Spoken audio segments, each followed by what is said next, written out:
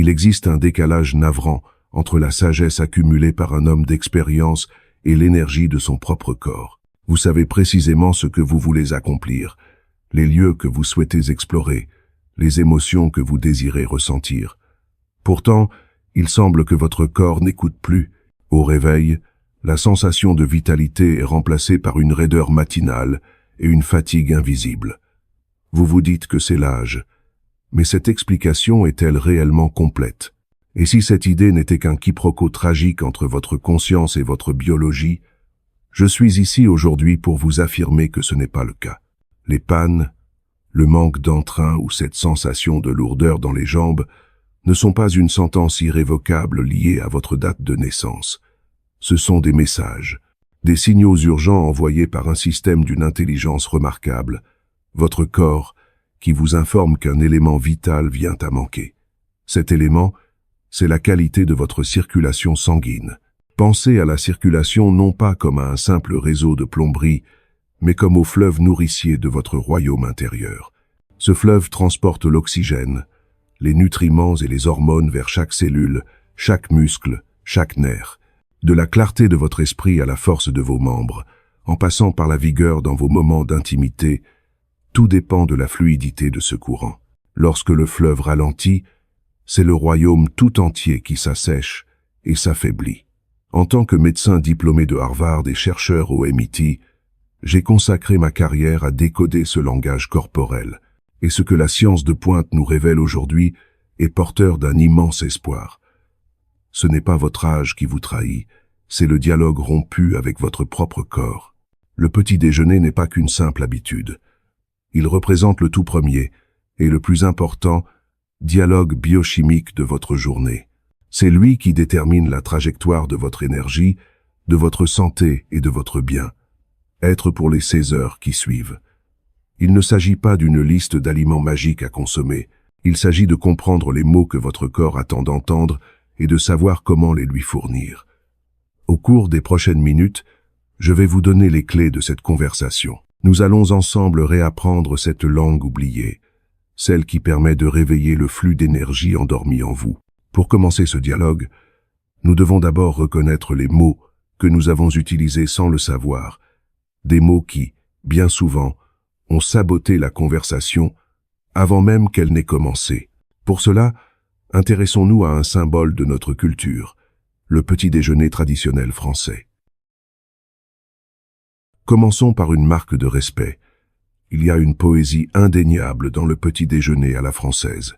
L'odeur du café chaud, la texture feuilletée d'un croissant sortant du four, la simplicité d'une tartine de pain frais généreusement beurré. Ce n'est pas seulement un repas, c'est un rituel, un petit moment de réconfort qui ancre notre journée. Je ne suis pas ici pour diaboliser notre culture ou pour vous priver de ces petits plaisirs. Cependant, mon rôle de scientifique m'oblige à poser une question cruciale. Passé 60 ans, quel message ce rituel envoie-t-il réellement à notre biochimie? Imaginez, vous consommez un croissant ou une tartine de pain blanc avec de la confiture. Le sucre et les glucides raffinés entrent massivement et rapidement dans votre circulation sanguine. Le premier effet est agréable. C'est un pic d'énergie quasi instantané. Votre corps, en état d'urgence, libère une grande quantité d'insuline pour gérer cet afflux de sucre. Mais l'action de l'insuline est si puissante qu'elle fait chuter votre glycémie de manière tout aussi brutale 1 heure ou 2 plus tard. C'est à ce moment-là que vous ressentez le fameux coup de barre de 10 ou 11 heures du matin, cette fatigue soudaine accompagnée d'une envie de grignoter à nouveau quelque chose de sucré. Ce cycle de pic et de chute épuise votre système. Mais le problème le plus insidieux se déroule à un niveau invisible. Cet excès de sucre dans le sang se lie aux protéines de votre corps, notamment le collagène qui constitue la paroi de vos artères. Ce processus, appelé glycation, crée ce que les scientifiques nomment les produits de glycation avancés. Pour simplifier, imaginez le sucre qui caramélise dans une poêle. Il devient rigide, collant et cassant. Ces produits font exactement la même chose à vos vaisseaux sanguins. Ils les rigidifient, diminuent leur élasticité et favorisent une inflammation chronique à bas bruit. C'est cette inflammation systémique, comme l'ont démontré de nombreuses études, y compris celles de notre Institut national de la santé et de la recherche médicale, l'INSERM, qui est l'un des principaux facteurs de dégradation de la santé vasculaire. Votre petit déjeuner traditionnel, aussi délicieux soit-il, est un monologue de sucre, et votre corps attend désespérément une conversation. Le problème n'est donc pas le croissant en lui-même, c'est l'absence quasi totale des autres éléments nutritifs fondamentaux qui permettraient d'équilibrer ce message. Vous envoyez une vague de sucre sans lui fournir les protéines, les bonnes graisses et les fibres nécessaires pour en moduler l'impact. C'est comme crier une seule instruction à votre corps, au lieu d'engager un dialogue nuancé. Maintenant que nous avons compris comment nous avons pu, sans le vouloir, perturber la conversation, il est temps de passer de la déconstruction à la construction.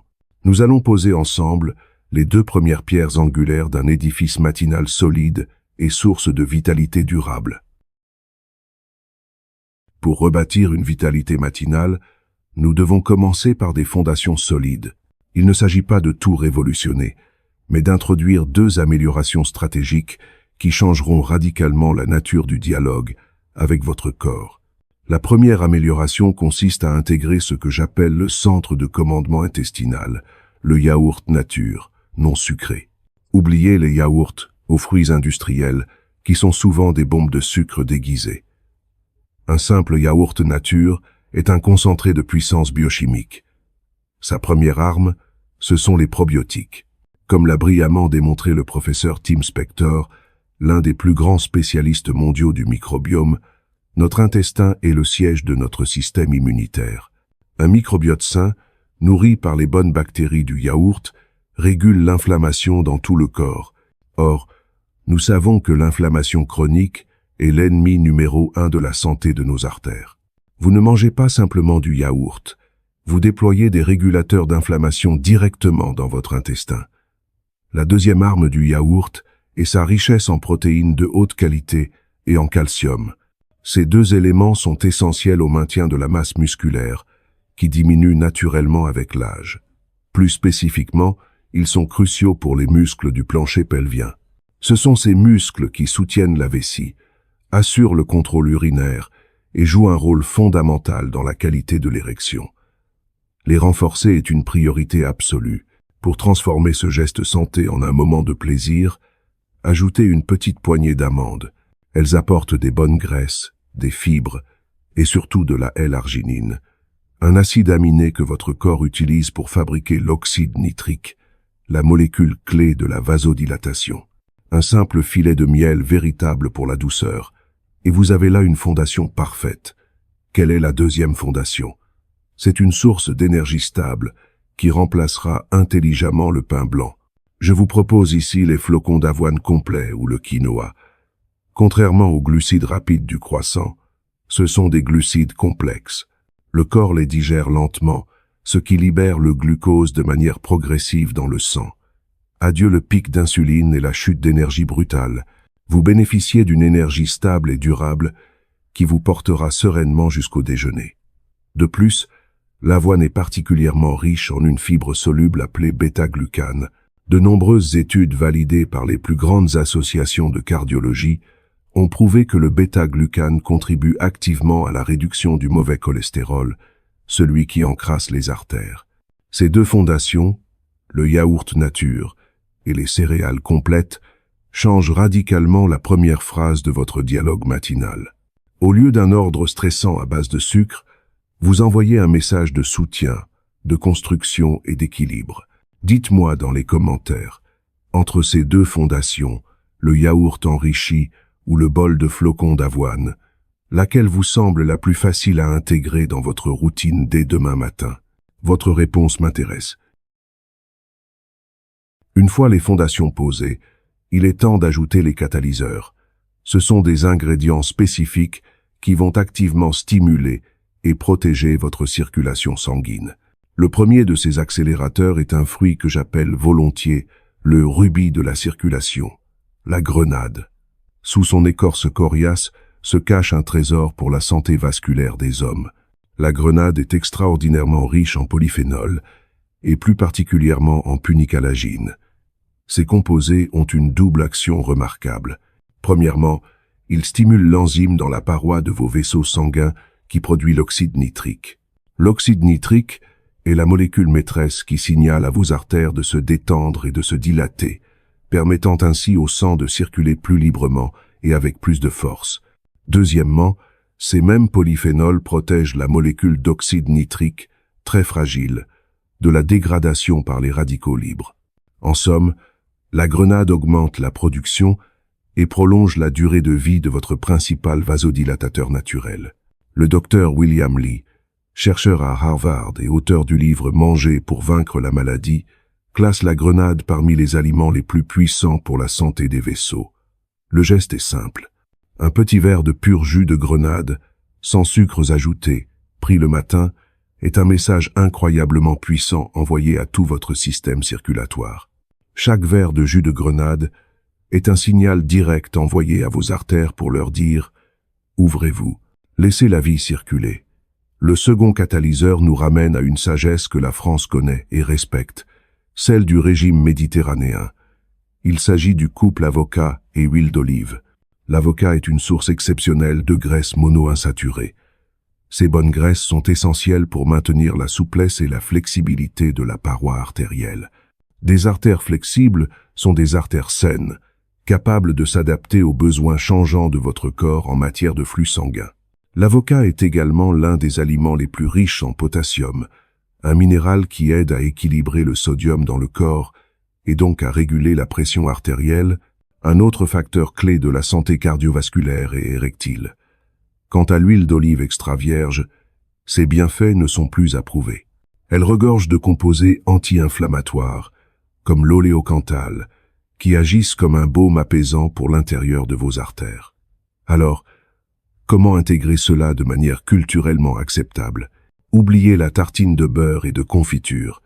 Pensez plutôt à une tranche de bon pain complet, sur laquelle vous écrasez un demi-avocat bien mûr. Ajoutez un filet de votre meilleure huile d'olive, une pincée de sel, un tour de moulin à poivre. Vous avez là un petit déjeuner non seulement supérieur sur le plan nutritionnel, mais également élégant, savoureux et profondément satisfaisant. C'est une amélioration, pas un sacrifice. Nous avons posé les fondations et ajouté les catalyseurs.